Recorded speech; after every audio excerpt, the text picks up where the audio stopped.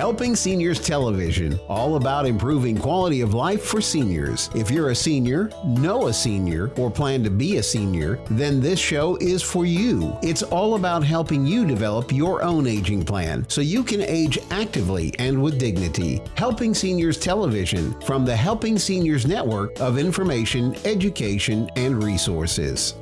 As you know, in the rules that we talk about in the Helping Seniors Get Your Ducks in a Row thing, we say there's two things. What's number one is don't try this on your own, which is our point that we were really talking with Tisha Hill, with Raymond James, and also elder law attorney Greg Schwendeman, is like when you goof up, Nancy Deerdorf, who's our director of development, who's enjoying a well-deserved vacation this week up in North Georgia with her husband. They're having a great time. But she has this thing, how do you know what you don't know? And what you don't know really can cost you a lot of money. The person that thinks they're being, everybody knows the expression penny wise and pound foolish. So they see that ad on TV, says, oh, you can do your own paperwork. And you do your own paperwork, and then you have to go to elder law attorney Greg Schwendeman at Rhodes Law, because now it's going to cost you like 100 times maybe what it would have cost to just do it right the first time. And unfortunately, there's just no do-overs in some of that stuff. And the same thing, talking about Raymond James, when you were talking about the experience that, because it's not just Tisha Hill, but you have all the backup of Raymond James. So those guys are always like, they can give guidance about here's what you need to do, that they're aware of everything that's moving in the market, how to do it right. Like, it was interesting, the story you were telling about the gentleman that you're trying to help now, who's now kind of, can I retire? Can I not? Because I was playing around and got caught on the wrong end when the musical chair stopped, is basically the only way I know how to put it. So this is so important. That's corollary number one. Corollary number two, though, is don't put this off. So we call it don't be an ostrich and stick your head in the sand. You want to get a hold of these things as early as possible, because it gives you several things. It's less stressful. As Karen could tell you, when they get the call, we will try to help anybody. But if it's that call like mom is leaving the hospital 3:00 this afternoon, we got to figure out where she's going. She can't come home safe. Well, everything gets really time compressed. Your options get really limited. Your time to make a decision is very short. So almost by definition, your options are more expensive because you don't have time to research and do the things you want to do. And then on top of it, how many know we always make our best decisions when we're under maximum amounts of stress, right? What if you could actually think this through and get ahead of the curve? That's part of it. And this is one of the reasons, as we shift into this part of the conversation, I'm so grateful that we have folks like Tami Leeberg, who has really a lifetime of experience, not only in medical care and medical treatments, but as a ARNP. Let me see if I can say this right again. You are board certified geriatric nurse practitioner. Is that right?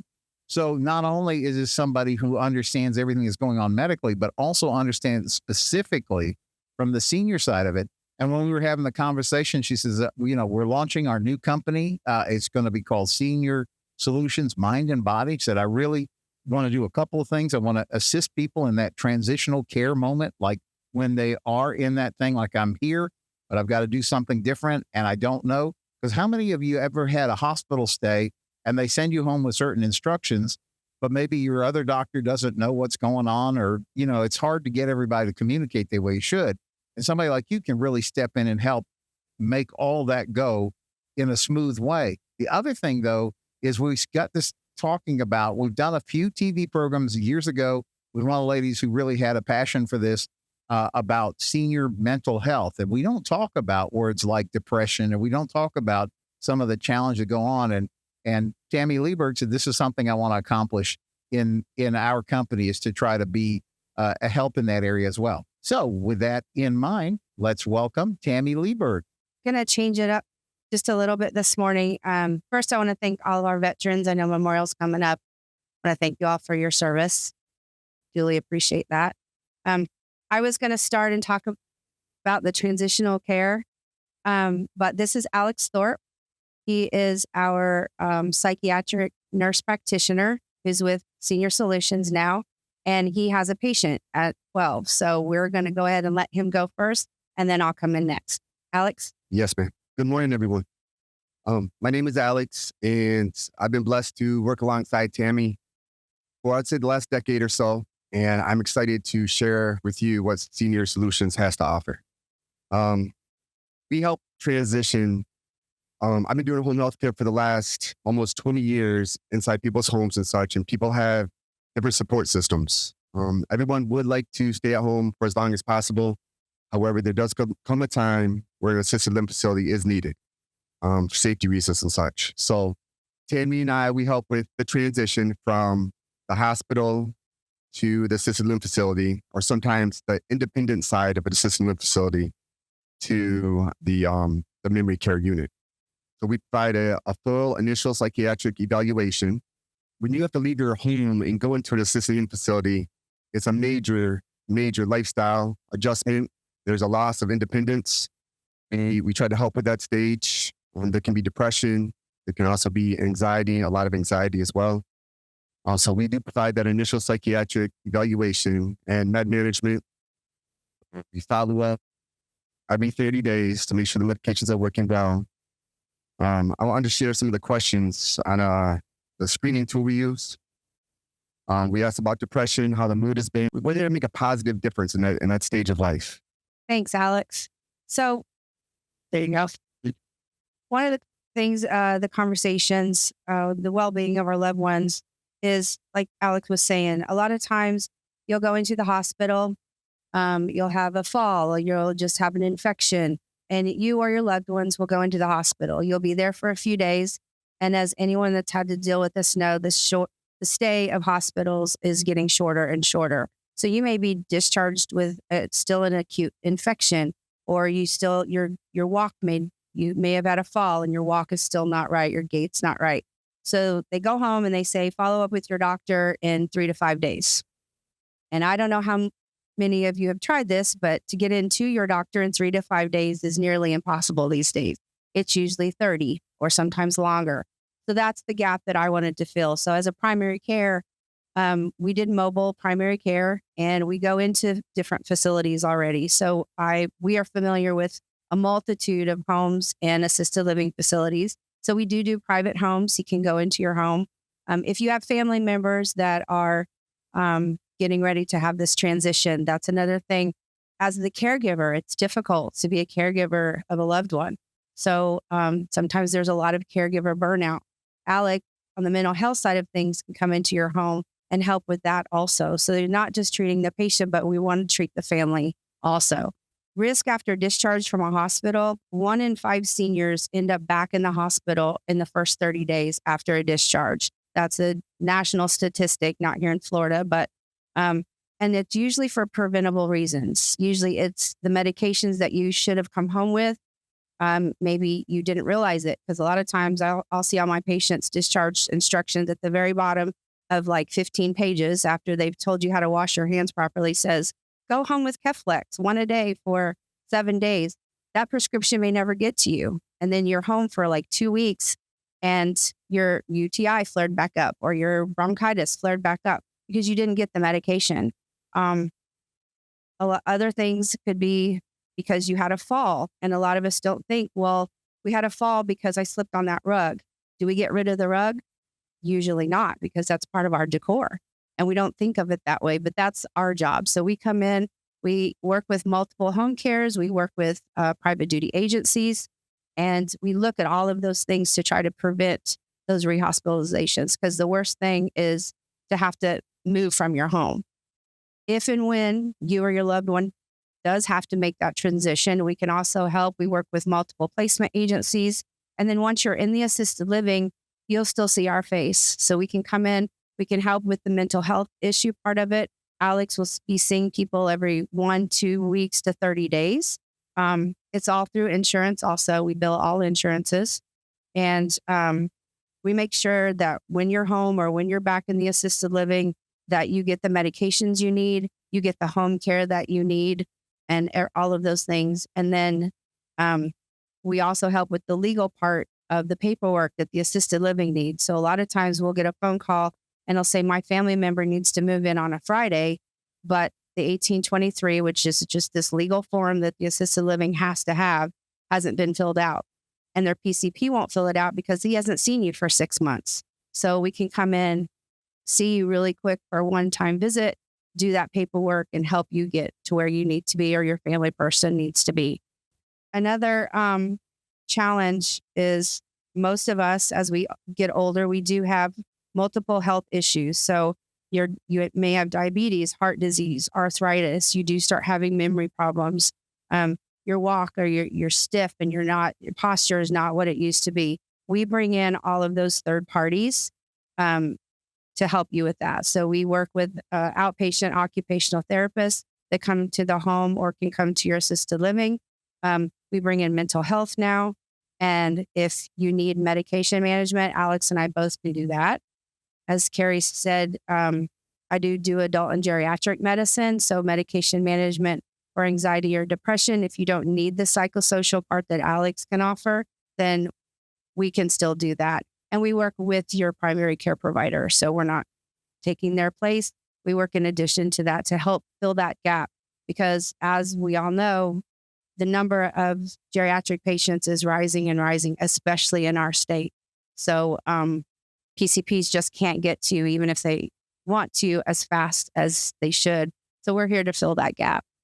The other thing is it has been proven that when you do have this transitional care visit and this gap you're seeing within the first 7 days of getting home, we like to get out there within the first 2 to 3, because like I said, if you need medication, you don't want to wait that 7 days. So we try to get out as soon as we know you're getting a discharge and make those arrangements for you. And once we've come out there, if you need us to see us again, we'll see you as much as we can until we get you that appointment with your PCP. And a lot of times, once we've seen you and we make that call as another provider, we can get you in a lot faster with your primary than if you just call and say, I was discharged from the hospital, and they say, we're going to see you in a month. We can make that call and be like, no, you need to see him in like 2 weeks. So we'll help you make that appointment and get you back into your doctor. The other thing I wanted to talk about too was that assistance doesn't mean that 24/7 care. It can start with meal prep, which we have a collaboration with Chef Jillian, of those that you have met her. So we can help bring in a chef to your home who helps you with meal prep and creates those. So all you have to do is pop it in the oven and you have a very quality, nutritious meal, which is going to help you stay healthier longer also. We can help with transportation needs. I cannot, but I can call Karen and she helps us with that. So, and then sometimes you just need someone, or your family member might need, just come in a couple hours a day or a few hours throughout the week just to give them a companionship and to talk. And we have private duty agencies that we can refer to also to help with that. The other thing I wanted to mention that Alex helps with also is that on the family side of things, it's a lot to be a caregiver. And sometimes the guilt, my mom's in the audience, so I apologize. My dad has dementia. So the guilt of having to take care of that person as the family member builds up. And Alex can help with that also, because it is a lot. You have your own family, you have your own thing. And then you have this family member that you want to be able to bring home with you, but you can't. So he can help with that too. I think maybe I should call him after this. So I'm not a crier, so I don't know where this is coming from. So I like to share a quote by Dr. Martin Luther King. He once said that it is not necessary to see the whole staircase in order to take the first step. And at Senior Solutions, we're here to help your loved one take that step. Thank you, Alex. So to wrap it up, transitional care after hospital stay isn't optional. It is essential. It's to protect the senior's health and to prevent further complications and to keep them out of the hospital. Because a lot of times you'll go in the hospital with one thing and you'll come back with the second thing. And when families take these early steps, they're not just planning for the emergency, or it's not a knee-jerk reaction, but you're building a safer and more supportive environment for you and your family member. And we at Senior Solutions, Mind and Body, would love to help you all and your families with that. So any questions? Yes, Karen. Medicine maintenance. Okay, so my concern is there's a lot of people out there that are on different medications, and they're from 5 different doctors. And then so when you look at those medications, and obviously you know which ones will not react too well with other ones, do you go further? Do you go to them and say, we need to let your doctors know that these 2 medications don't go together? Yes, we will. Also, so polypharmacy is a huge issue especially with our elderly community. And I'm very much, and always have been, less is more. If I can get you off drugs, I will in a heartbeat. If I see 2 things that I really think you should not be getting together, in my professional opinion, I'll go ahead and make that change. And then when we do our notes, that will go to your primary care provider, so they'll know that what we have done. I wouldn't do that. Just say, okay, I'm going to take you off this because, a lot of times what I see as a primary is they'll come home with a blood pressure medication for hypertension, and then they have been getting low blood pressure at times, or been getting dizzy. So they put them on a different drug for at the times that it's low, it brings it up. That is asinine, in my opinion. So what I'll do is I will drop their blood pressure medication, take them off the one to bring it back up, and then bring in home health care with a nurse that's seeing you every week. And then they can send those reports to your PCP and make sure that it's okay. I will cover that in the interim. And so the home health nurse would call and say, great, their blood pressures are good now. They're not having dizziness or anything.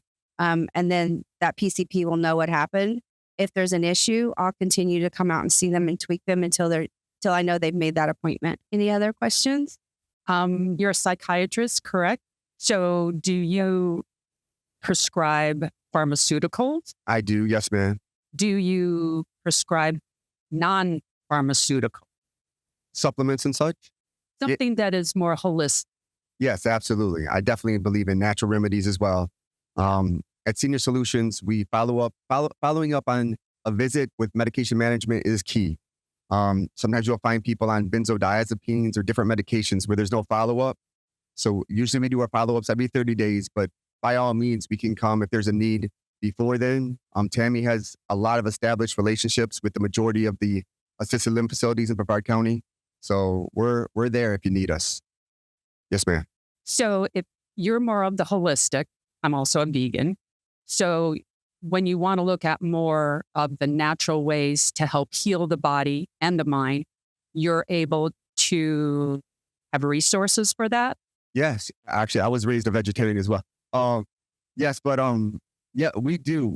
There's therapies, we have yoga, we have meditation, we have 4 or 5 pages of Brevard County, just the resources we've obtained over the years. So a question from my perspective, or maybe it's a little bit of to ask you guys to comment on, is I think one of the things that's so valuable about what you offer is that so often if people go into what I call like the traditional medicine kind of things, it's very easy to get lost in the cracks because you don't get enough time with the person who's trying to help you. It's not that they don't want to care. It's that their schedule is so packed.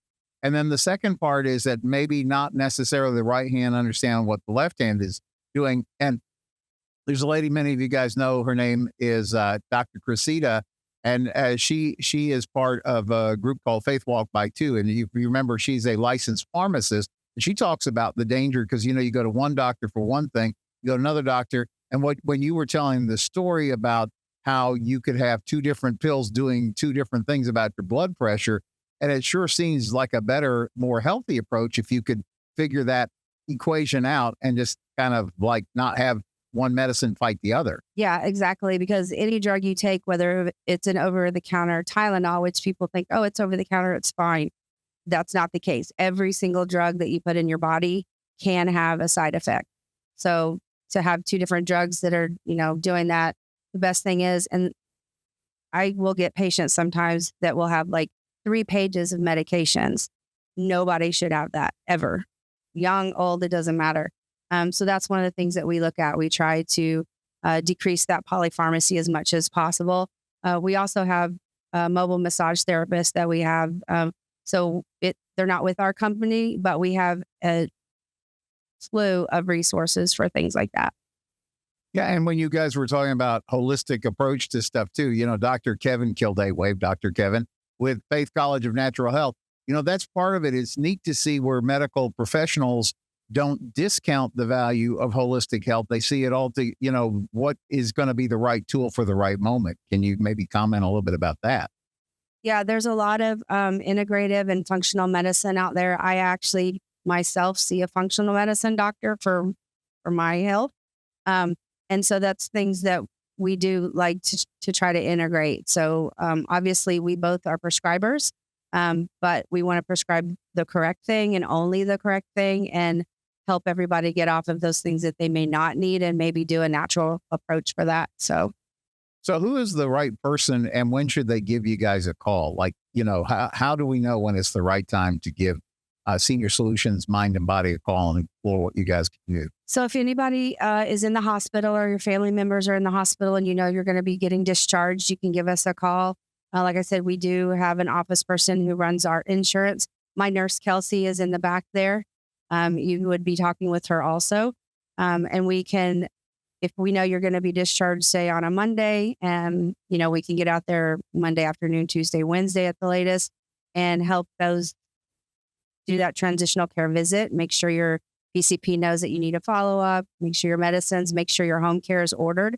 Because a lot of times what will happen is the hospital will write that you need physical therapy at home, but that's as far as that order goes. Because the home care company needs a provider that will sign those forms for them. And the PCP can't do that until they see you. And if they can't see you for 30 days, then we're right back in that cycle.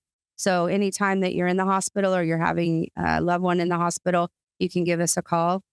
If you are the family member and you're just having issues with guilt or the grieving process, or that your mom's going to probably need to move into an assisting, or you're trying to keep her at home, but she's having memory issues or anxiety or depression because she's lonely or whatever it may be, you can call us then and Alex can go out and see them. If we can't help, which is rare, but if we can't, we certainly can get you in touch with someone who can. Let's take this question. So you talk about going into the hospital. What if they're already in a skilled nursing from the hospital? They're there for like a broken hip or something. Do you come into the facility or do you need credentials? Into the rehab, you mean? Yeah. If they're in rehab? No, we can't go into the rehab because they have their own hospitalists and they have their own doctors there that's seeing that patient. But at the time that they would be going home or to an assisted living, once they're being discharged, we can see them right away. And what usually happens is what I'll do is if I'm called and it's like, oh, they're in the rehab now and they're going home next week, they had a left hip fracture, then we'll reach out to the family member. Actually, Kelsey would do that. Talk with the family member about when it would be a good time. And then we would go out within those first few days. Okay, thank you. Yeah, what I was going to start to ask about, what I thought was unique is that you were talking about the fact about the caregiver, because, if they send you home from the hospital and they have, here's a certain set of things that you want to do, well, now maybe there's two people at home and the one person can't leave the person to go figure out what to do next. And I like how you talk about the fact that you can support both sides of the equation, the person that's actually coming back home, but maybe the person who's trying to wrestle with everything connected to the caregiving. Yeah, because it is a lot, especially when you're going into, say, you're going into assisted living or your loved one's being discharged from the hospital. You're asked to sign a book this big. And we all know that you can't read through all that. And most of the time you don't. And it's just sign. So you get a lot thrown at you as on the caregiver side of things. So whatever we can do to help relieve that is what we're here for. Yeah. Any more questions? One back here. Let me bring the microphone back to Priscilla. My question is this. Are your services covered by insurance? Yes, ma'am. So right now, because we are a new company and I'm a medical professional, I'm not a business billing person. I'm learning all of that. So we are credentialed through Medicare. We're getting credentialed through multiple other insurances also. Health First, United, Aetna, Humana, TRICARE. But what we're doing in the interim until those come through, because sometimes those can take a while, is that as long as it's a PPO plan, we can bill the out-of-network benefits, and then I just write off the difference. So just like you would see your PCP, it would cost you the same thing. And all of that's billed through before you ever get anything. So How do people get in touch with you guys? I guess you have some cards and things back. yeah, on our back table, we've got our brochures. Our phone number is 321-429-2677. We also have business cards back there if you'd like to pick that up. We do have a website and an email. So if you have any questions, you could call or email us, and we'd be more than happy to answer those. I'm Joe Steckler. Thank you for joining our program today. I'd like to remind you that our senior information line is available to you at 321-473-7770. There you can get help and direction that could be helpful for your specific situation or circumstances. The work of helping seniors is very important, but we can't do it alone. That is why our sponsors here in Brevard County are so important. I'd like to thank our many area sponsors, businesses, and medical providers who support the mission of helping seniors that help us carry the cost of our media efforts. If you'd like to join us either as a business partner or simply donate as an individual, we welcome your call at 321-473-7770.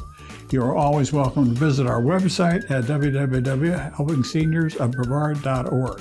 Thanks so much for your help. It does make a difference.